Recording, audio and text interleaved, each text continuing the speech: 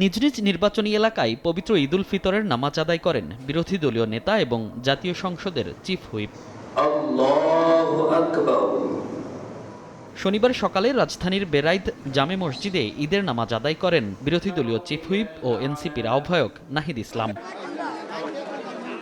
নামাজের পর কুশল বিনিময় শেষে গণমাধ্যমে কথা বলেন নাহিদ ইসলাম। বলেন, ঈদের পর সংসদে সংবিধান সংস্কার পরিষদ নিয়ে গুরুত্ব সহকারে আলোচনা হবে। বিরোধী দলের দায়িত্বই হচ্ছে সরকারের প্রতি চাপে রাখা সরকারকে, এবং জনগণের প্রতি যেই দায়িত্বগুলো সেগুলো যাতে সরকার ঠিকভাবে করে। বলে আমরা তো মনে করি যে সংবিধান সংস্কার পরিষদ সংস্কার এগুলো হচ্ছে কমিটমেন্ট ছিল, তো অবশ্যই সেটার জন্য আমরা সংসদে এবং সংসদের বাইরে সর্বাত্মক চাপ আমরা তৈরি করব আমাদের জায়গা থেকে।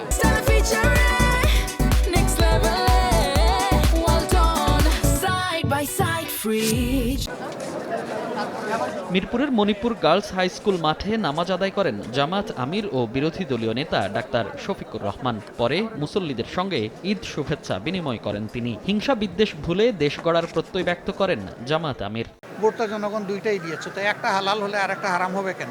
এটা যত তাড়াতাড়ি, যারা এখনো বুঝেন নাই অর্থাৎ সরকারি দল, তারা যত তাড়াতাড়ি বুঝবেন সংকট তত তাড়াতাড়ি কাটবে। আমরা চাই জনতার সর্বোচ্চ রায়কে সবাই যেন সম্মান করে।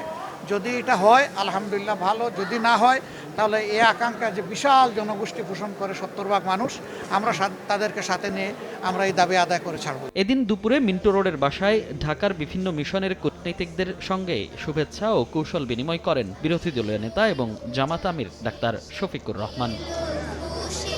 মনির হোসাইন, সময় সংবাদ, ঢাকা।